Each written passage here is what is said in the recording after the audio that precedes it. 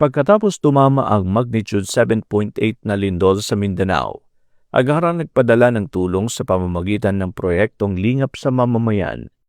Marami sa mga residente ang nakatanggap ng tulong na mula sa pamamahala ng iglesia. Dahil marami sa mga kababayan natin ang labis na naapektuhan, nawalan ng tahanan at naapektuhan ng kabuhayan, ipinasya ng kapatid na Eduardo V. Manalo, tagapamahalang pangkalahatan ng Iglesia ni Cristo na isagawa ang tuloy-tuloy na pagtulong. Sako-sakong bigas ang ipinamahagi nitong linggo. Galon-galong tubig ang ipinamigay. Papasalamat po ng marami sa aming tagapamahalang pangkalahatan na si kapatid na Eduardo V. Manalo sa wala pong sawang paglingap sa aming lukan, at ito po ay nakakatulong ng lubos sa aming pangangailangan sa pang-araw-araw. Ito pong lingap ay napakalaking tulong po ito sa amin, sa aming sambahayan, para po sa pang-araw-araw po na aming pangangailangan.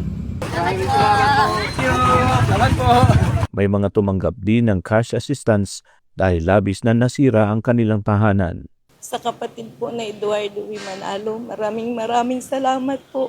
Galak na galak po ang aming puso dahil hindi po pinababayaan ang bawat isa sa amin. Daghang kayong salamat din kayo nga pag hindi makasakti. Yung nahula ang yapon nila. Salamat kayo. Hangad ng pamamahala sa iglesia ng tulong na ito ay magagamit ng mga naapektuhan ng lindol sa kanilang unti-unting pagbangon mula sa matinding kalamidad na naranasan.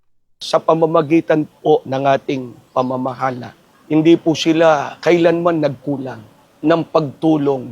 Papaabot po kami ng maraming salamat po sa ating pinakamamahal na tagapamahalang pangkalahatan, ang kapatid ni Eduardo Manalo, katuwang ang pinakamalakas po nilang kawaksi, ating pangalawang tagapamahalang pangkalahatan, ang kapatid na Angelo Eranio Manalo. Maraming salamat po sa pagmamahal niyo sa amin.